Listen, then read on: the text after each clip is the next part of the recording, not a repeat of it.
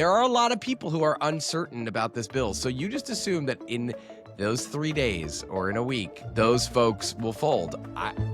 Again, I'm not saying it won't happen. I'm just laying out what has to happen, Anna. Leaving more time doesn't make it better, though, right? Of like course this bill, not. the No, more there's- time yeah. the longer something like this hangs out there, which is one of their arguments, right? Is like they want to move past this, right? The White House wants to take a victory lap. They want to kind of go out around the country and be able to bang the pots and pans and say, look at this as our victory.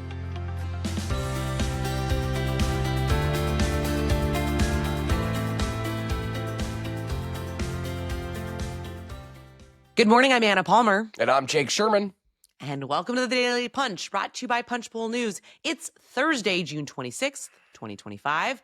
Let's get into the mix. Here are your Washington headlines of the day. Number one, we've got some breaking news. Senate Republicans are eyeing delaying key Medicaid cuts in reconciliation.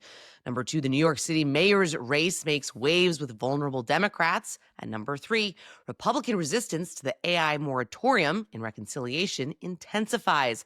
All right, Jake, let's get to it. We have some breaking news at the top of Punchbowl News AM. What is happening here with Medicaid cuts? It has been one of the biggest issues that Senate Republicans have been trying to wrestle with.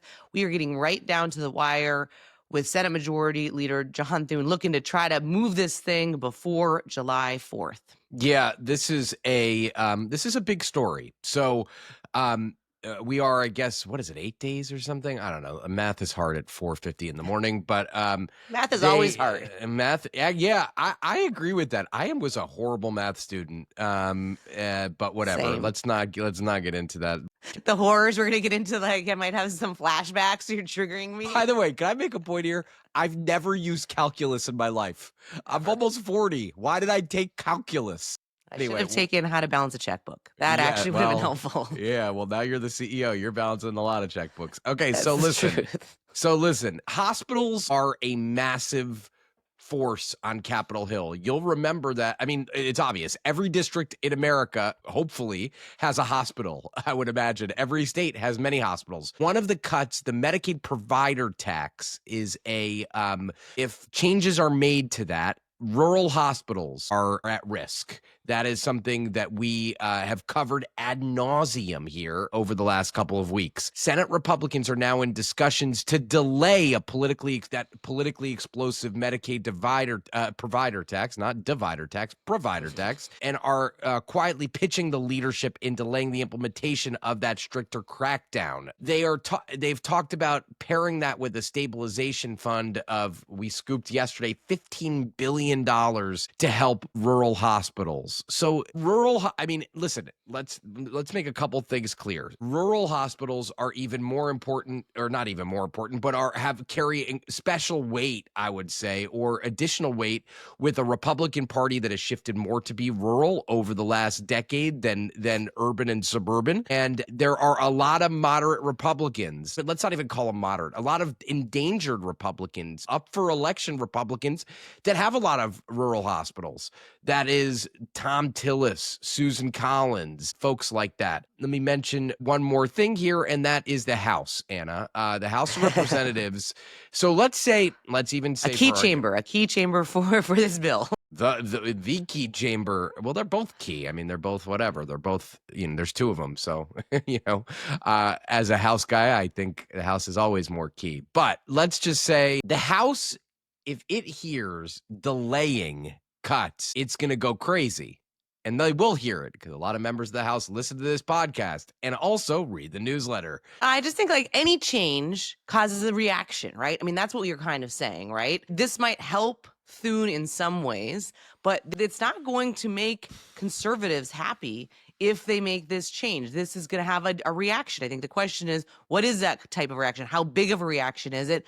Do conservatives, do moderate Republicans, say, okay, this change is something we can live with, or they say, hey, this actually makes it much worse? Yeah, and the thing about this is, like, the delay is going to be tough in and of itself. That's number one. Number two, the rural hospital stabilization situation, that fund that they're talking about, I think yesterday we scooped that they were circulating a plan at $15 billion over 5 or 10 years, can't remember, but it doesn't matter because there are because Susan Collins and other senators are like, no, we need $100 billion. $15 billion ain't going to cut it. Tom Tillis said there's a lot of rural hospitals in America. Like, I think he even has a number at hand on what the government considers a rural hospital. So there are a lot of problems here.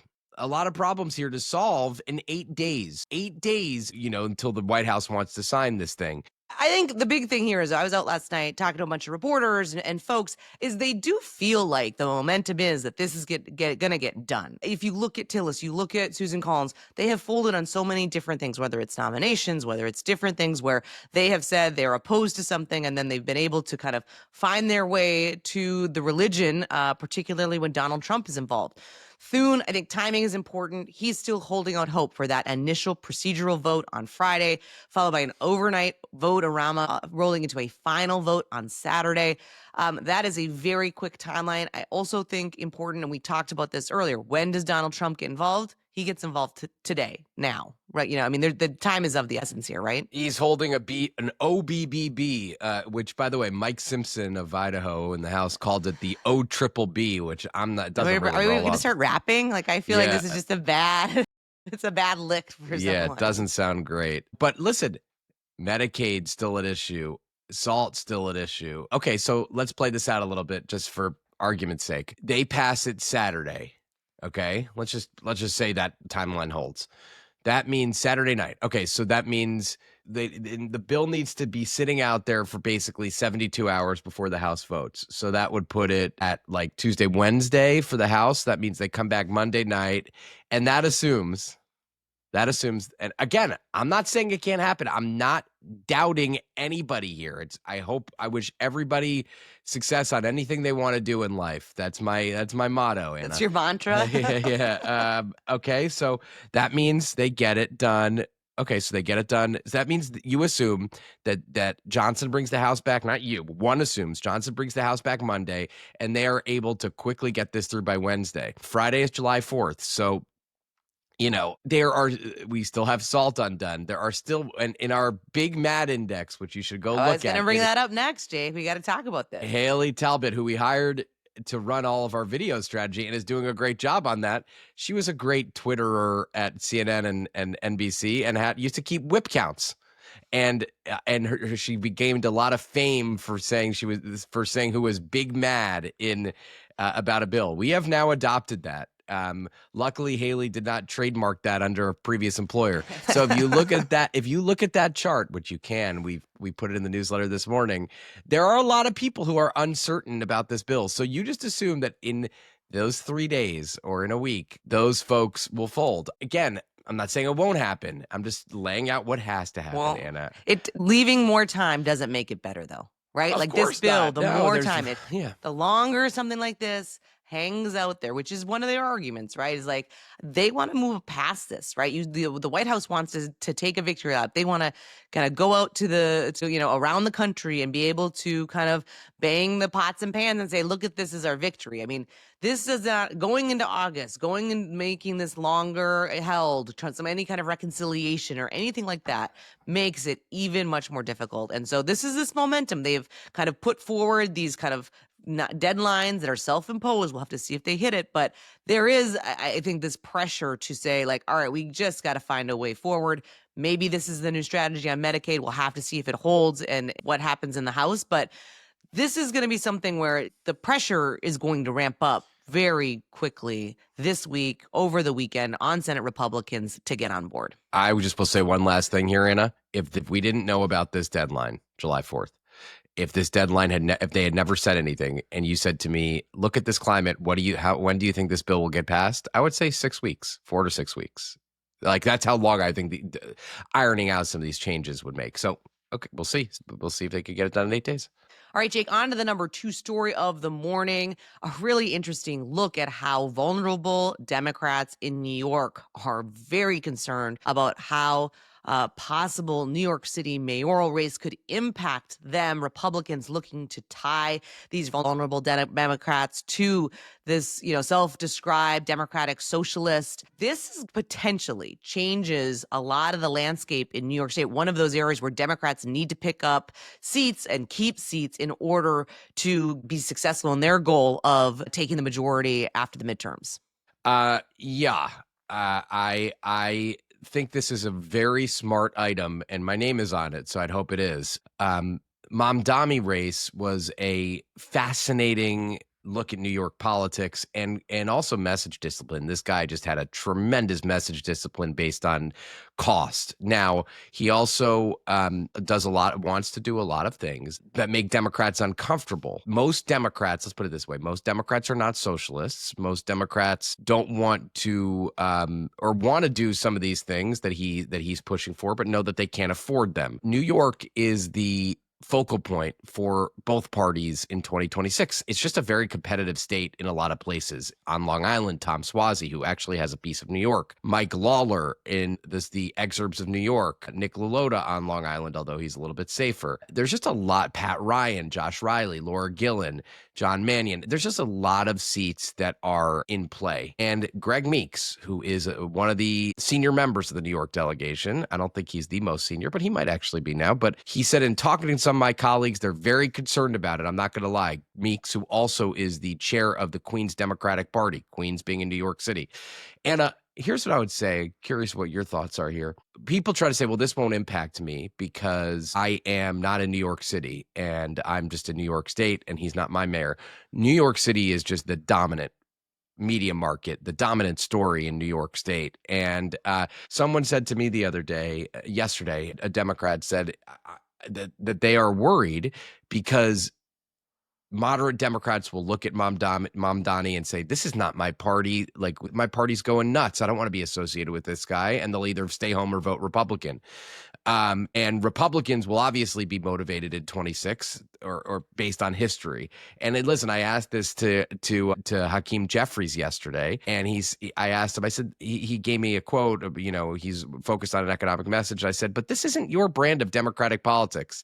And he said, same answer, and walked away. So, it's like he hasn't endorsed him. He will endorse him. But what do you think? Yeah, I mean, listen, I think this is exactly the tension and the fight that is happening within the Democratic Party in a microcosm of one of the biggest cities in the country, right? Where you have Democrats kind of on the very, left side, endorsed by Bernie Sanders and this next generation Democrat, AOC, a big supporter of his. And then you have more establishment Democrats. And I think this makes establishment Democrats extremely nervous to the point that you're talking about. They might agree with or like some of the policies, but I think in a lot of those districts, that language, that policy, kind of prescriptions doesn't play well. And Republicans know that, right? This kind of taps into, I think, a lot of establishment, moderate Democrats' biggest fears that, how do they take back hold of the party? And clearly the momentum, the enthusiasm, the energy is not with the old brand style of Andrew Cuomo and is much more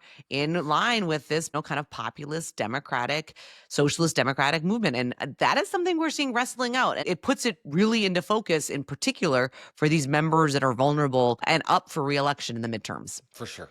All right, let's go on to the number 3 story of the morning. A great item: Republican opposition to the effort to stop states from regulating artificial intelligence.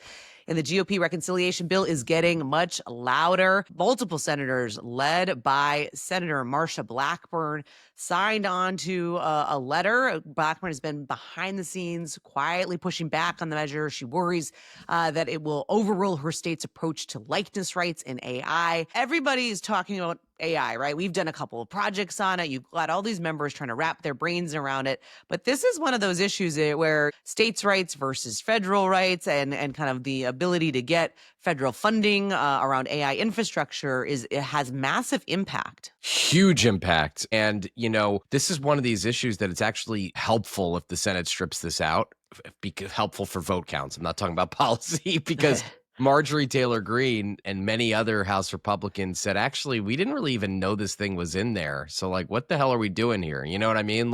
So this will be probably a Republican, and Democrat, and not probably, I mean, based on our reporting, will be a Republican and Democratic thing. Now, I just want to say we have just led the way on this. Diego and Ben are the anchors of our tech coverage, have just been tremendous on this thing. And I'll be honest with you, this is a continuing story about Congress wrestling with this kind of regulation. This is only the beginning. We're literally only in the preamble to Congress looking and regulating AI, which will be one of the biggest legislative stories of the next 10 years.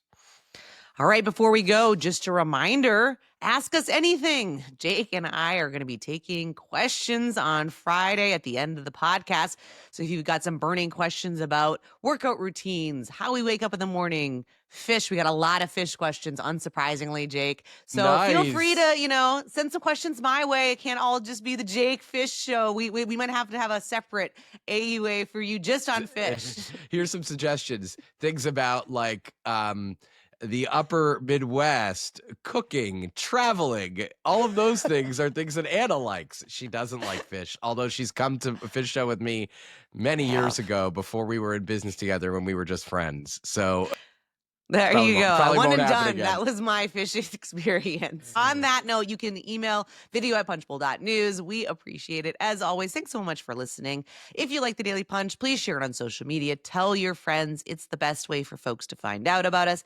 And of course, you can go deeper on all these stories and more by going to punchbowl.news and signing up for our free morning newsletter. Have a great day and stay safe, everybody.